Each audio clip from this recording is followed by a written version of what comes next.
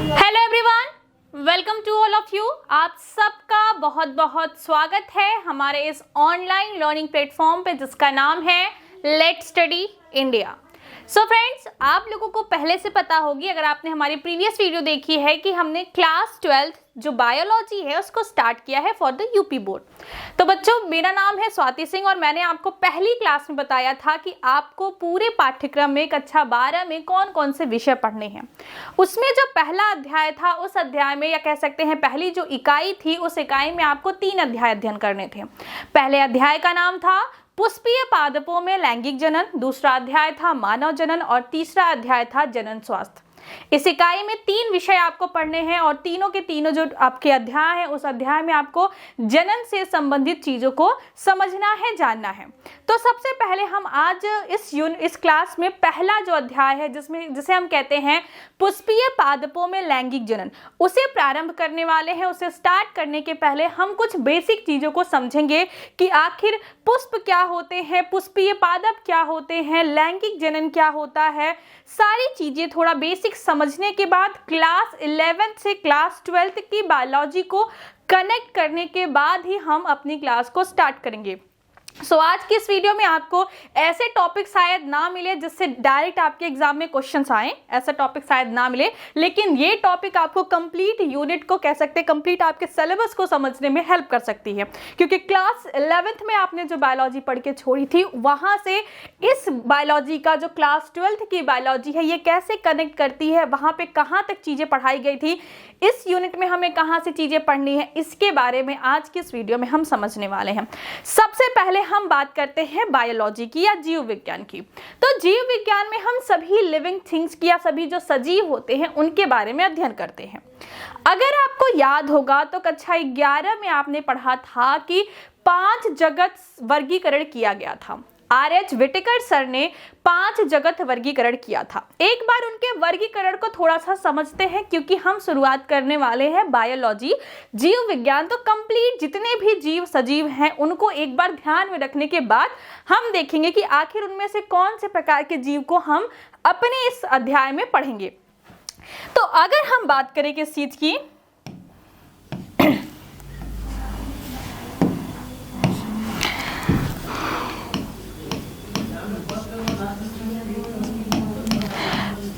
जगत वर्गीकरण, या फिर जिसे हम कहते हैं 5 kingdom classification, it is also called as 5 kingdom classification. तो 5 किंगडम क्लासिफिकेशन में हमने क्या देखा था कि कंप्लीट जीवों को 5 किंगडम में बांटा गया था। किंगडम का मतलब है जगत।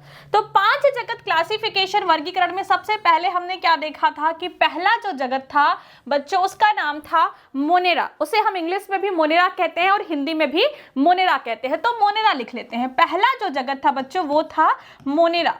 मोनेरा में वैसे जीव आते थे जो कि एक कोष के जीव थे और ऊपर से क्या थे, प्रोकैरियोटिक थे। ऐसे सारे जीवों को कहीं ना कहीं हमने मोनेरा में स्थान दिया था। दूसरा जो जगत था उसे हमने कहा था प्रोटिस्टा। ये सारी चीजें आपने कक्षा 11 में पढ़ी हैं। एक बार रिवाइज कर लेते हैं उन चीजों को और समझते हैं कि हमें क्या पढ़ना क्या है। दूसरा जो जगत था वो था जगत प्रोटिस्टा। इसमें हम एक कोष की यूकैरियोटिक जीवों को रखे थे। नेक्स्ट में क्या था हमारे पास, नेक्स्ट में जो जगत था उसे हम कहते हैं कवक जगत। कवक जगत को इंग्लिश में हम क्या कहते हैं, फंजाई। फंजाई कैसे प्लांट्स होते हैं, इन्हें पहले प्लांट के साथ रखा गया था, लेकिन बाद में कवक को अलग कर दिया गया था क्योंकि इनमें प्रकाश संश्लेषण की क्षमता नहीं होती है। तीसरा जो हमारा जगत था उसमें हमने रखा था प्लांटी। प्लांटी को इंग्लिश में जो ऐसे प्लांटी भी आपको बुक में लिखा हुआ देखने को मिल जाता है, या कभी कभी पेड़ पौधे वाला ग्रुप ऐसे लिखा रहता है। और लास्ट में हमारे पास क्या था, एनिमेलिया। मेलिया। इस तरीके से 5 जगत जो है कि वर्गीकरण में हमने देखा था कि ये जगत है जिसमें पूरे के पूरे जीवों को बांटा गया है।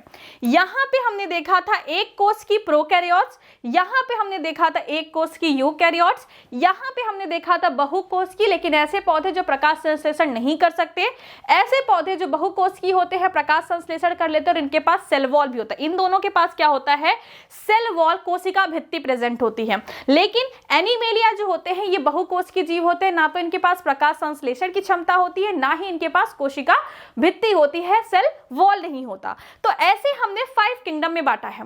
इस यूनिट में या कह सकते हैं इस इकाई में आपको क्या पढ़ना है कि जो हमारे पास ये प्लांट है, हमारे पास ये वाला जो ग्रुप है, हमारे पास ये वाला जो ग्रुप है, इसी को थोड़ा सा हम ज्यादा समझते हैं क्योंकि हमें इन सब के बारे में कक्षा 11 में पढ़ रखा है। चाहे मोनेरा हो, चाहे प्रोटिस्टा हो, चाहे कवक हो, इन सब के बारे में हमने कक्षा 11 में पढ़ा है। अब बात आती है कि प्लांट, क्या प्लांट हमने क्लास 11th में नहीं पढ़ा था? कुछ चीजें पढ़ी थी बट कुछ चीजें नहीं पढ़ी थी। क्या क्या पढ़ा था, क्या नहीं पढ़ा था, वो भी देख लेते हैं। कक्षा 11 में आपने पढ़ा था कि पौधों को भी हमने 5 भागों में बांट रखा है, 5 भागों में बांट रखा है। पहला हमारे पास क्या है? शैवाल। पहला हमारे पास है शैवाल। शैवाल को इंग्लिश में कहते हैं शैवाल को इंग्लिश में कहते हैं एल्गी। एल्गी वो पौधे होते हैं जो आप जैसे देखते हैं ना नदियों के ऊपर या कभी तालाब होता है उसके ऊपर ग्रीन ग्रीन स्ट्रक्चर हो जाते हैं, तो वो ऐसे छोटे प्लांट्स में बहुत सिंपल स्ट्रक्चर होते हैं और वो फोटोसिंथेटिक होते हैं, प्रकाश संश्लेषण कर पाते हैं। तो हमने शैवाल के बारे में पढ़ा था क्लास 11th में। उसके बाद हमने पढ़ा था जो दूसरे प्रकार का पौधा, उसे हम कहते हैं ब्रायोफाइट्स। उसे हम क्या कहते हैं? ब्रायोफाइट्स। इन सब चीजों के बारे में आपने कक्षा 11 में पढ़ रखा है। ब्रायोफाइट्स के बारे में भी पढ़ा था कि इन्हें हम क्या कहते हैं? उभयचर कहते हैं, क्योंकि ये अभी पहले प्लांट थे। जब जीवन की उत्पत्ति हुई थी तो ऐसे पहले प्रकार के पौधे थे जो जब पानी से निकल के जमीन के किनारे पे आके रहने लगे थे। इनके जीवन की कुछ अवस्थाओं के लिए पानी की जरूरत होती है, इसलिए ये पानी के किनारे वाले हिस्सों में होते हैं। तीसरा जो हमने ग्रुप पढ़ा था उसमें हमने पढ़ा था टेरिडोफाइट्स। इसमें हमने क्या पढ़ा था? टेरिडोफाइट। ये भी हमने क्लास 11th में पढ़ा था, ठीक है, ये भी हमने क्लास 11th में पढ़ा था। जो चौथा ग्रुप है वो कौन सा है? वो है हमारे पास अनावृत बीजी। वो है हमारे पास अनावृत बीजी। अनावृत बीजी जो होते हैं वो ऐसे पौधे होते हैं जिनमें क्या होता है? उनमें क्या होता है? बीज का निर्माण होता है, बीज बनते हैं यहाँ पे, क्योंकि यहाँ तक बीज नहीं बनते थे। अनावृत पौधों में क्या होता है? बीज बनते हैं लेकिन फल का निर्माण नहीं होता। ये भी हमने कक्षा 11 में पढ़ा था, अगर आपने अच्छे से बायोलॉजी पढ़ी है तो। नेक्स्ट में हम क्या पढ़ने वाले हैं? नेक्स्ट में हम पढ़ने वाले हैं जो 5वां ग्रुप है, उसे हम कहते हैं आवृत बीजी। वो पौधे जिनमें फ्लावर्स बनते हैं, वो पौधे जिनमें फल का निर्माण होता है, ऐसे पौधों को हम क्या कहते हैं? आवृत बीजी पौधे कहते हैं। और ये जो आवृत बीजी पौधे हैं, इन्हीं के बारे में, इन्हीं के जनन के बारे में हमें इस पहले अध्याय में पढ़ना है। क्या आप लोगों को समझ में आया कि हमें क्या पढ़ना है? बायोलॉजी को, अगर कंप्लीट बायोलॉजी को हम लोग साथ मिले तो जो 5 किंगडम की हमारा वर्गीकरण था उसमें हमने देखा कि कौन कौन से ऑर्गेनिज्म थे। उसमें जो हमारा चौथा किंगडम है, जिसे हम किंगडम प्लांटी के नाम से जानते हैं, जगत प्लांटी के नाम से जानते हैं, उसे हमने फर्दर 5 भागों में डिवाइड किया। उसको बांटने के बाद हमने देखा कि पहला ग्रुप, दूसरा ग्रुप, तीसरा ग्रुप, चौथा ग्रुप और 5वां ग्रुप, इन सब के बारे में, ये सारा जो है ये सब हम लोग क्लास 11th में पढ़ चुके हैं, ये सब पढ़ चुके हैं। हमें क्या पढ़ना है कि ये कैसे जनन करते हैं। और दूसरा जो आपका इसी इकाई का जो दूसरा और तीसरा अध्याय है, उसमें आपको पढ़ना है कि ये जो एनीमिलिया है, एनीमिलिया में आपने पढ़ा होगा प्रोटोजोआ, पोरीफेरा, सीलेंट्रेटा, एनीलिडा, ऐसे ऐसे पूरा पढ़ा होगा। तो उसमें हमने जब पढ़ते हैं तो लास्ट में हमारे पास आता है क्या? मैमेलिया आता है। कॉर्डेटा का एक कह सकते हैं कि कॉर्डेटा में एक ग्रुप है जिसे हम मैमेलिया कहते हैं। मैमेलिया में भी जो ह्यूमंस होते हैं उनके जनन के साथ साथ जनन से रिलेटेड जो इन्फॉर्मेशन है, जो स्वास्थ्य से रिलेटेड समस्याएं हैं, कैसे उसे सॉल्व कर सकते हैं, ये जो है कि आपके आगे के 2 अध्याय हैं। इसका मतलब है कि पौधों में जो सबसे उन्नत प्रकार की किस्म है, या कह सकते हैं जो सबसे उन्नत, सबसे ज्यादा विकसित प्रकार के पौधे हैं, जिसे हम आवृत बीजी कहते हैं, उनके जनन के बारे में। और एनीमेलिया में जिसे कहा जाता है सबसे ज्यादा विकसित मनुष्य, जैसे हम कहते हैं, मानव जो कहते हैं, उनका रिप्रोडक्शन कैसे होता है और उनके रिप्रोडक्शन से रिलेटेड जो भी प्रॉब्लम्स होती है उसे कैसे सॉल्व करना होता है, ये सारी चीजें पूरी की पूरी इकाई में हम पढ़ने वाले हैं। सो आई होप कि आप लोगों को ये चीजें समझ में आई होंगी बच्चों की हमें क्या क्या चीजें पढ़नी है इस पूरे के पूरे इकाई में। समझ में आ गया? आज की इस वीडियो में अब हम देखने वाले हैं कि ये आवृतबीजी होते क्या हैं पौधे, और इस जो पहला अध्याय है उसके नाम को समझने की कोशिश करते हैं। तो चलिए दूसरे पेज पे चलते हैं। हमने क्या देखा कि इतना हमको छोड़ देना है, इतने में से हमको कुछ नहीं पढ़ना है, हमको ये वाला पढ़ना है कि ये क्या होते हैं, इनका जनन कैसे होता है, क्यों ये इतना इंपॉर्टेंट है कि इनके जनन का एक पूरा का पूरा चैप्टर बना दिया गया है। तो सब देखेंगे वन बाय वन करके। तो चलिए देखते हैं।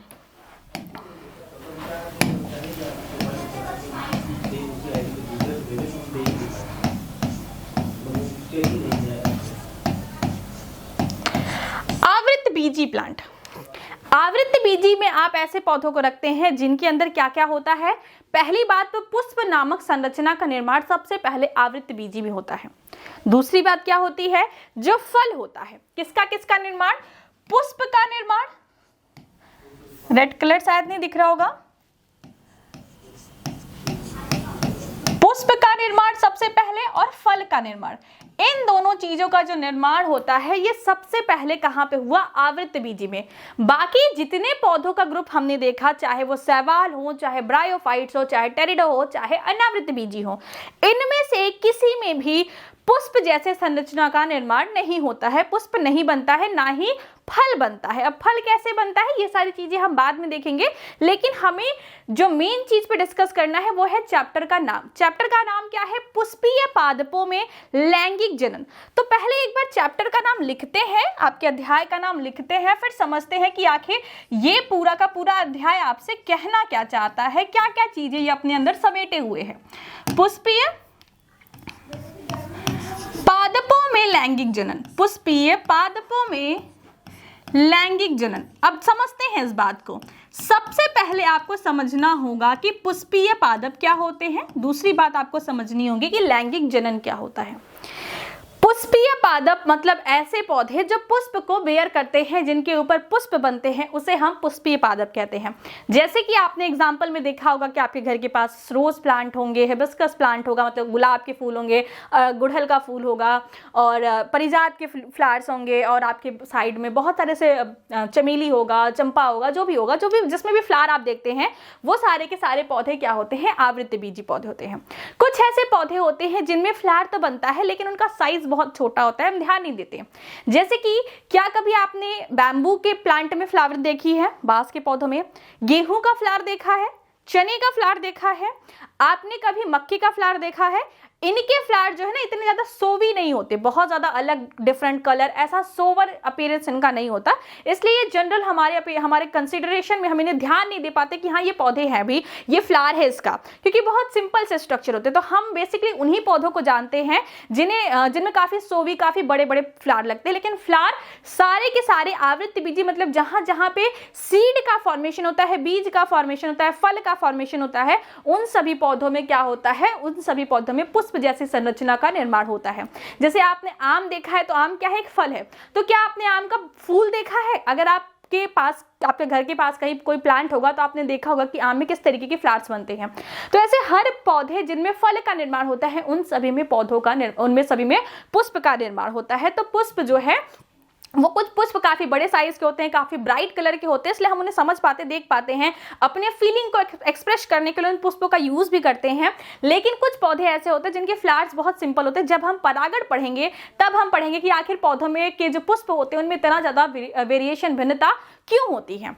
दूसरी जो इंपॉर्टेंट बात होती है जो आपको समझनी चाहिए वो है लैंगिक जनन। लैंगिक जनन का मतलब क्या होता है, और जो है कि लैंगिक जनन में होता क्या है। देखिए, लैंगिक जनन जो है ये जनन की एक विधि है। जनन क्या होता है ये तो आपको पता ही है। लैंगिक जनन में क्या होता है, यहाँ पे युग्मक संलयन होता है। अगर आपसे कोई पूछे कि लैंगिक जनन क्या होता है, तो आपको एक शब्द में उसका उत्तर देना है कि लैंगिक जनन में युग्मक का संलयन होता है। युग्मक का संलयन होता है, मतलब कि जो आपके गैमेट्स होते हैं, जो आपका गैमेट होता है, उनका क्या होता है, एक दूसरे के साथ फ्यूजन होता है, संलयन होता है। जैसे आपने बहुत बार पढ़ा होगा कि एक मेल गैमेट होता है, फीमेल गैमेट होता है, दोनों का फ्यूजन होता है, फिर क्या बनता है, युग्मनज बनता है, जिसे हम जाइगोट कहते हैं। तो जो हमारे पास बच्चों ये लैंगिक जनन होता है, इसका जो सबसे इंपॉर्टेंट फीचर है कि यहाँ पे युग्मक का संलयन होता है। वैसे तो आप और भी ले सकते हैं कि यहाँ पे दो पेरेंट्स चाहिए होते हैं जो लैंगिक जनन होता है, जैसे एक मेल होगा एक फीमेल होगी, लेकिन कभी कभी ऐसा होता है कि एक ही बॉडी के अंदर मेल फीमेल दोनों होती है। जैसे अगर हम गुड़हल की बात करें, गुलाब की बात करें, तो एक ही फ्लावर के अंदर मेल फीमेल दोनों होता है। तो लेकिन जो सबसे इंपॉर्टेंट इसका फीचर है लैंगिक जनन का, वो कि युग्मक का संलयन होता है। इस बात को थोड़ा सा और डिटेल में समझते हैं कि आखिर युग्मक संलयन का मतलब क्या है।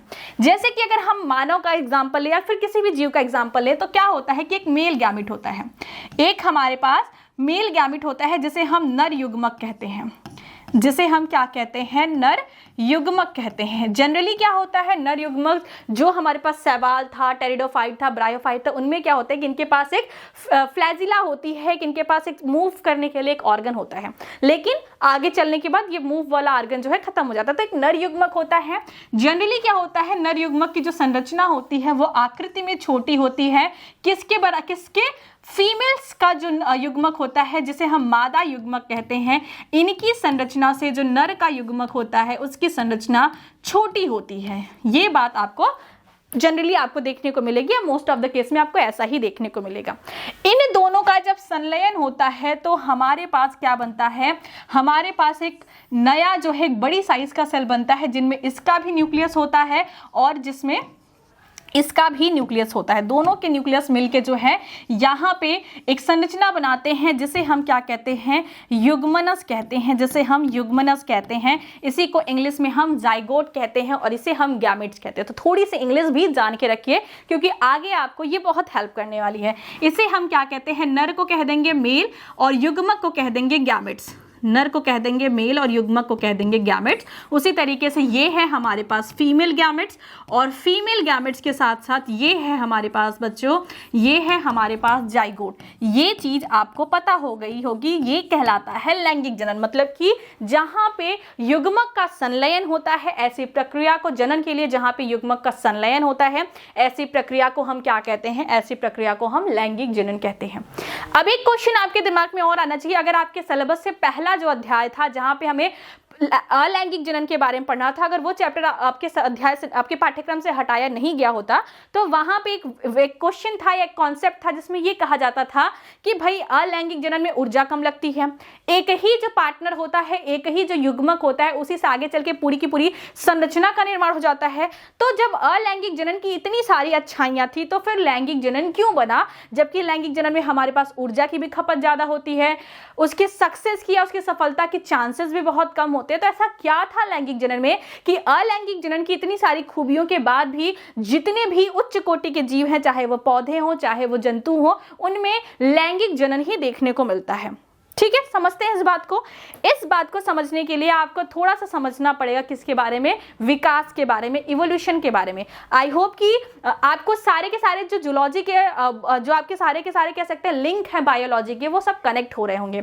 थोड़ा सा समझते हैं कि देखिए, आपको अगर मान लीजिए आपके स्कूल में कोई सब्जेक्ट चल रहा है, आपके स्कूल में आपको कोई टॉपिक पढ़ाया जा रहा है, मान लो कि मेरा टॉपिक जो है वो जनन वाला जो है वो बहुत अच्छा है, मैंने वो टॉपिक को बहुत अच्छे से मैं बच्चों को समझा सकती हूँ।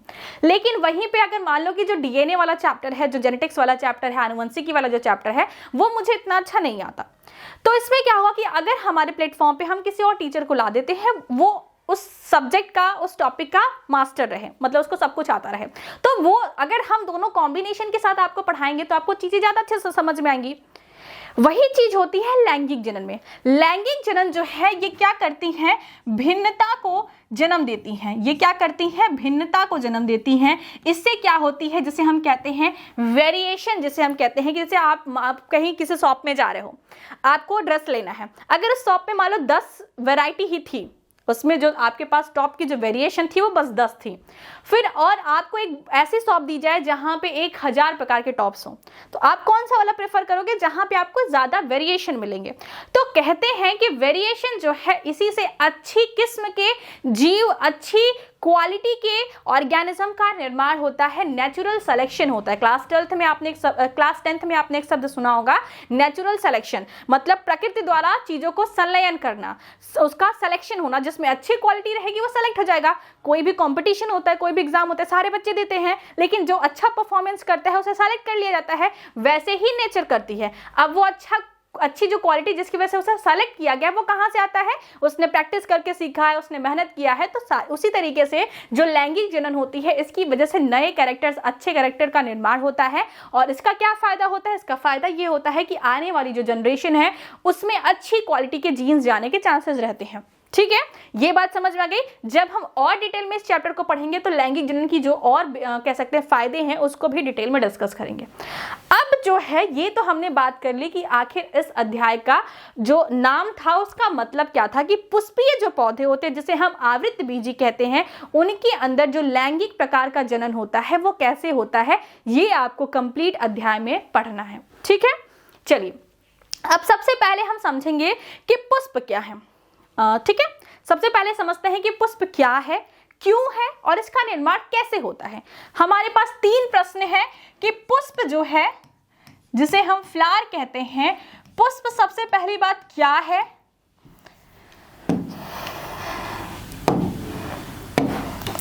पुष्प जो है वो क्या है। दूसरा क्वेश्चन है हमारा कि पुष्प जो है वो क्यों है, और तीसरा क्वेश्चन है कि ये कैसे बनता है, आखिर इसका निर्माण कैसे होता है, निर्माण कैसे होता है। यहाँ पे हमारे पास 3 क्वेश्चन है पुष्प को लेके। इन अगर प्रश्नों का उत्तर हमें मिल जाता है तो कहीं ना कहीं हम एक बहुत बड़े कह सकते कंफ्यूजन में फंसने से बच जाएंगे। सबसे पहला है कि पुष्प क्या है। जब हम कोई प्लांट लगाते हैं, जैसे मान लो आपने घर में क्या किया कि गेंदे का पेड़ लगा लिया, बहुत जल्दी इसमें फ्लावरिंग होती है, सीजन भी चल रहा है, आपने क्या किया कि कोई गेंदे का पेड़ लगा लिया जिसे हम मैरीगोल्ड कहते हैं। तो अब क्या है कि आपने वो प्लांट लगाया तो क्या पहले दिन से आपको फ्लावरिंग मिलती है? नहीं, एक प्लांट की हाइट हो जाती है, उसके बाद ही कुछ उसमें परिवर्तन आपको देखने को लगता है। आप देख के कहते थे कि लगता है अब इसमें कली निकलेगी, पता चल जाता है ना कि हाँ लगता है इसमें से कली निकलेगी या फ्लावरिंग होगी। तो क्या होता है कि पहले प्लांट क्या करता है, अपना कायिक ग्रोथ करता है, कायिक वृद्धि करता है, मतलब उनकी जो शरीर की वृद्धि होती है कि हाँ भाई रूट इतना बना लो कि जब फ्लावर बने, जब उनमें बीज बने तो उसको प्रॉपर जो एनर्जी वगैरह चाहिए उसके लिए हमारे पास सफिशिएंट सिस्टम है। जैसे कि अगर आप अपने रियल लाइफ में लें तो लोग कहते हैं कि जॉब हो जाएगी, सेटल हो जाएंगे, फिर शादी करेंगे। तो ऐसा क्यों? क्योंकि उनके बाद उनके जो खर्चे हैं उसे उन्हें मैनेज करने के लिए उनके पास प्रॉपर सिस्टम होना चाहिए, वरना तो क्या होगा कि ना तो फिर बच्चों की पढ़ाई कर पाएंगे, ना अपना सिस्टम, अपना जो उनका एक्सपेंसेस है उसे देख पाएंगे। तो इसलिए लोग पहले अपने आप को सेटल करना चाहते हैं, फिर अपनी जो रिस्पॉन्सिबिलिटी उसे बढ़ाना चाहते हैं। तो सेम पौधा भी करता है कि वो अपनी ग्रोथ जब इतनी कर लेता है कि उसके बीज बनने के लिए, फल बनने के लिए, जो भी प्रक्रिया के लिए जितनी भी ऊर्जा चाहिए, जितनी भी एनर्जी चाहिए, वो सब उसके पास मिल सके, वो अपना इतना सिस्टम बना लेता है। तब एक बार कायिक जो वृद्धि है उसे, जो क्या है कायिक वृद्धि है, कायिक वृद्धि को परिवर्तित कर दिया जाता है। कौन सी वृद्धि में? जनन की वृद्धि में, जनन वृद्धि में। मतलब कि एक समय तक पौधा सिर्फ और सिर्फ अपनी पत्तियां बढ़ाता है, अपनी शाखाएं बढ़ाता है, अपने जड़ को बढ़ाता है, उसके बाद एक समय आता है, उनका लाइफ साइकिल होता है, उसके बाद ही वो जनन करते हैं, मतलब कि फूल बनाते हैं। तो पुष्प क्या है? पुष्प पौधों का जनन अंग है, पुष्प पौधों का जनन अंग है। क्या है? पुष्प क्या है? पुष्प पौधों का जनन अंग है। पुष्प आवृतबीजी पौधों का, कौन से पौधों का? आवृतबीजी पौधों का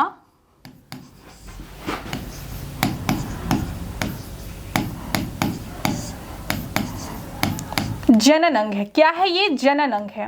मतलब कि पौधे जो जनन करते हैं, जो लैंगिक जनन होता है, उसका क्या है? ये एक अंग है। इसी के अंदर नर युग्मक और मादा युग्मक का निर्माण होता है। पुष्प वो संरचना है जो कि पौधों के लैंगिक जनन के लिए सहायक होती है, आवृतबीजी पौधों में लैंगिक जनन के लिए सहायक होती है, और इसी पुष्प के अंदर नर युग्मक और मादा युग्मक जैसी संरचनाओं का निर्माण होता है। ये बात आपको समझनी पड़ी है। नेक्स्ट में क्या है? पुष्प क्यों है? अगर पुष्प ना हो तो पुष्प का जो फंक्शन है, जो नर युग्मक है, मादा युग्मक है, उसका निर्माण नहीं होगा, और आगे की जो प्रक्रिया है, उनका जो नई जनरेशन है, जो नई संतति का निर्माण होगा, वो नहीं हो पाएगा। पुष्प का निर्माण कैसे होता है ये भी समझते हैं। कहा जाता है कि पुष्प क्या है? पुष्प जो है वो एक रूपांतरित, पुष्प क्या है?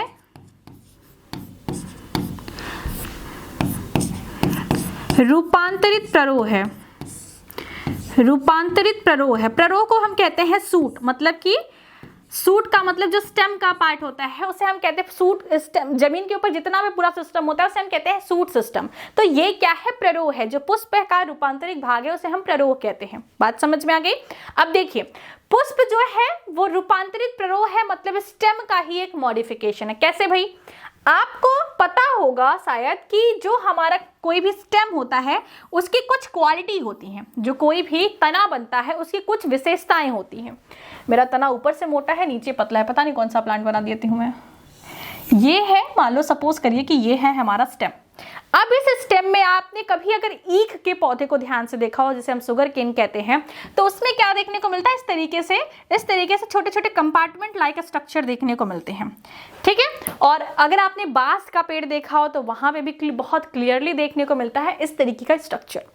अब ये क्या है, ऐसा जो संरचना होती है वो सभी पौधों में होती है। कुछ में बहुत अच्छी तरीके से बाहर से ही आप इसे देख सकते हैं, कुछ में आप इसे इतना अच्छी तरीके से बाहर से ऑब्जर्व नहीं कर पाते, लेकिन कुछ ऐसी संरचना हर प्रकार के जो आवृतबीजी पौधे होते हैं उनमें देखने को मिलती है।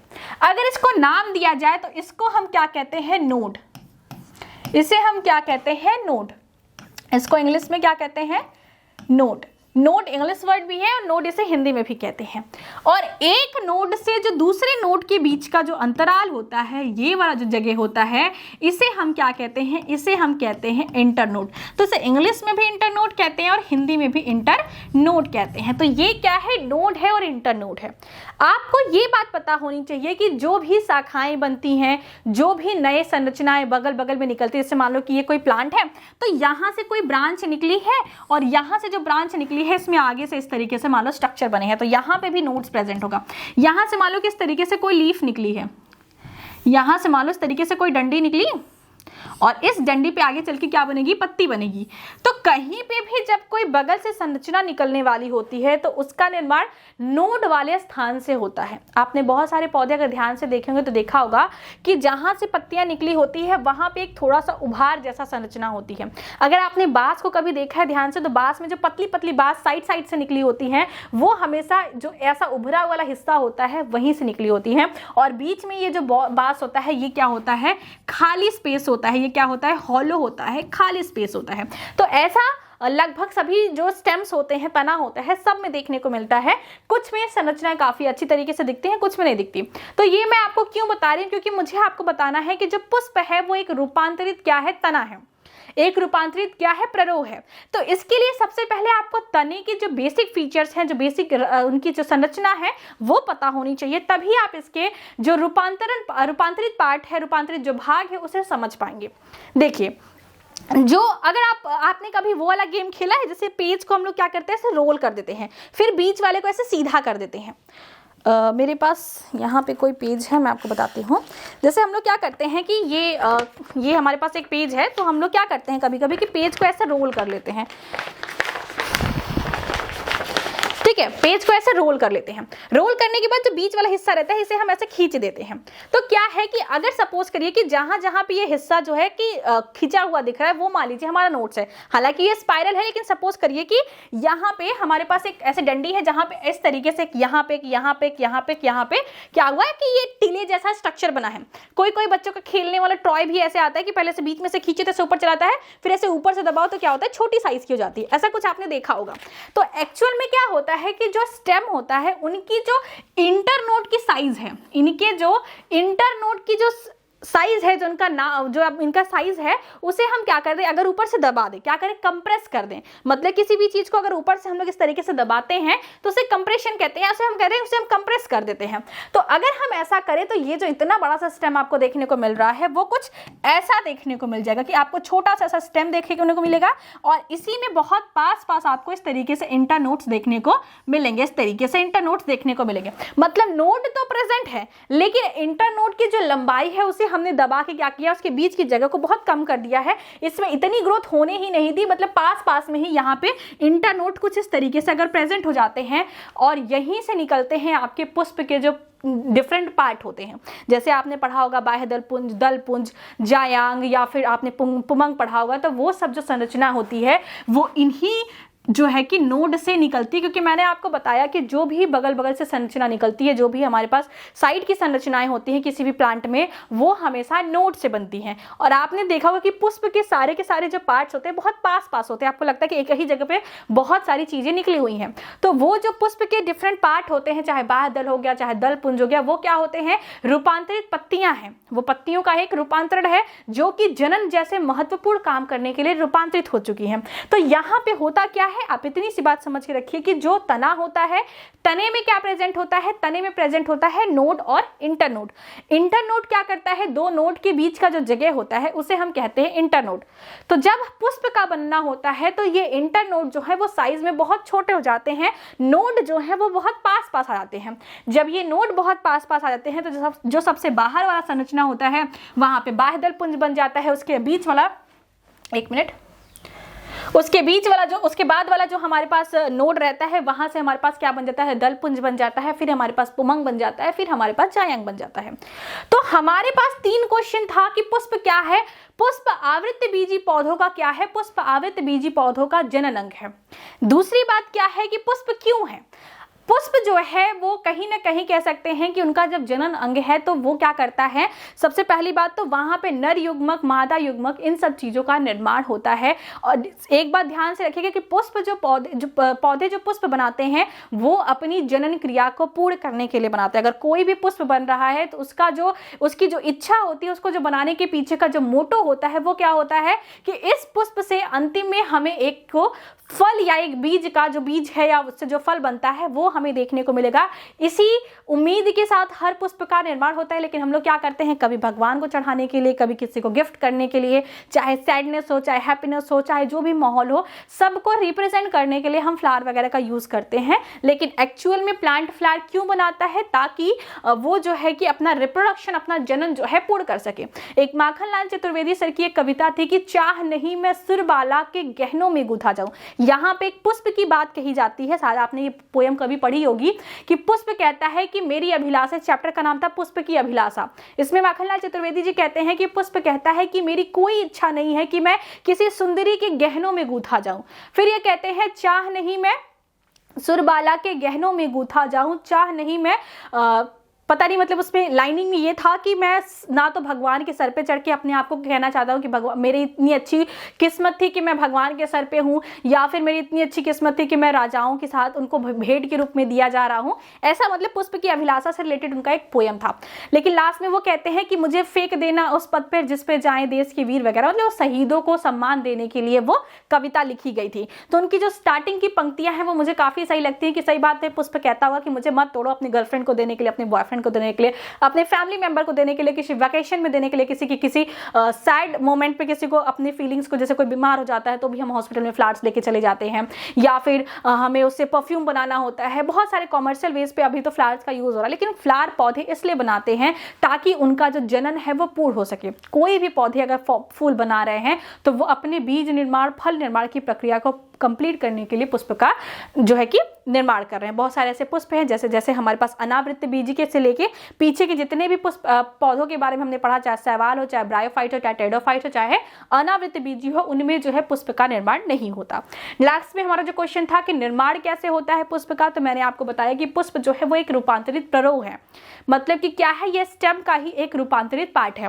कैसे स्टेम का रूपांतरित पार्ट है, हमने देखा कि स्टेम कैसा होता है, फिर स्टेम में हमने देखा कि कैसे हम क्या करते हैं, इंटरनोड के बीच का जो नोड और नोड के बीच का जो डिस्टेंस होता है जिसे हम इंटरनोड कहते हैं, उसे हमने किस तरीके से छोटी साइज में कर दिया, जिसकी वजह से हमारे पास क्या लगता है कि एकदम पास पास जो है पत्तियां बहुत सारी निकली होती है, जो कि किसी स्पेशल काम के लिए मॉडिफाइड हो जाती है, और इसी को हम लोग नाम देते हैं पुष्प।